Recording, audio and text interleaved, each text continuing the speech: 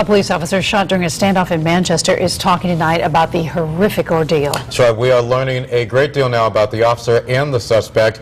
That officer was shot on Cortlandt Street last night by a man who was holding his own family hostage. That man, identified as Eddie Reyes, a UPS worker, released his wife and children, but kept on firing.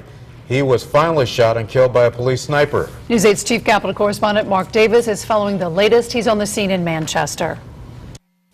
This is the traumatized neighborhood here in Manchester where the shooting occurred early last night. Take a look over my shoulder as we zoom in here to that front door that's propped open on that blue house. That's where the suspect was shot to death by the Manchester police. You can see here bullets that actually went through this vehicle right next door as he shot indiscriminately around the neighborhood. And in this building here, this is the home right next door to the suspects, we are told there are at least 12 bullet holes in the back of this house. Some of the bullets going clear through and into chairs inside that room.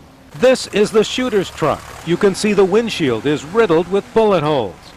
You can see this window on that side of the shooter's home, blown out from gunfire coming from within. That's when the police moved in. They were trying to force entry into the house because we heard gunfire from inside the house, and I was shot in the shoulder at that time. At what point? Were you in the yard, the driveway? I was in the front yard. Police officer William Beeler was wearing a bulletproof vest. He's happy to be alive tonight. Very. You sit back, many sleepless hours last night, and you kind of tossed it around and thought about it, and you know, this is the best case scenario right now with an arm in the sling.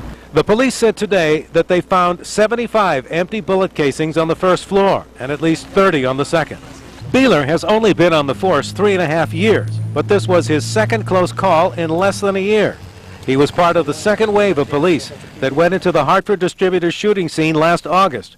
His father, now retired from the force, was in the first. He said today he has no second thoughts about being a cop. Not for a minute.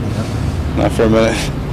So many shots were fired here yesterday that the police are asking you, if you live anywhere in this vicinity, to check your home. If you weren't home last night, check your home. If there's any damage that looks like a bullet hole, please call the Manchester police. In Manchester, Mark Davis, News 8.